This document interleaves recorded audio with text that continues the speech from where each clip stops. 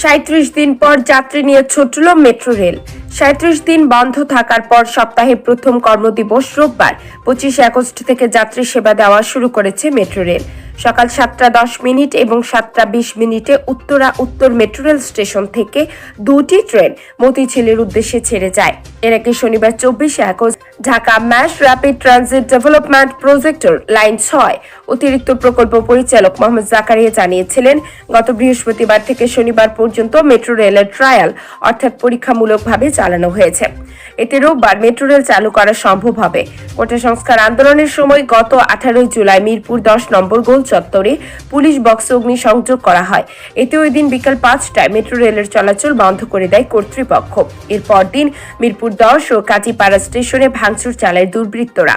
নতুন অন্তর্বর্তী সরকার গঠনের পর ১১ আগস্ট উপদেষ্টা পরিষদের এক বৈঠকে সিদ্ধান্ত হয় যে ১৭ আগস্ট থেকে মেট্রো রেল চালু হবে। উত্তরা থেকে মতিঝিল পর্যন্ত মেট্রো রেল স্বাভাবিক নিয়মে চলাচল করবে। তবে মিরপুর ১০ ও কাজীপাড়া স্টেশনে আপাতত ট্রেন থামবে না, কারণ কোটা সংস্কার আন্দোলনের সময় এই দুটি স্টেশন ব্যাপকভাবে ক্ষতিগ্রস্ত হয়েছে।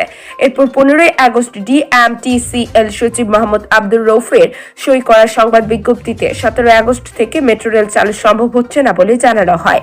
এতে বলা হয়, অনিবার্য কারণে প্রয়োজনীয় কারিগরি পরীক্ষা নিরীক্ষা এখনো শুরু করা সম্ভব হয়নি। ডিএমটিসিএল সূত্রে সম্প্রতি জানা যায়, মেট্রো রেলের লাইন, কোচ ও সংকেত ব্যবস্থা সবই ঠিক ছিল। এরপরও মেট্রো রেল চালু না হওয়ার কারণ ছিল নিচের দিকের কর্মীদের কর্মবিরতি।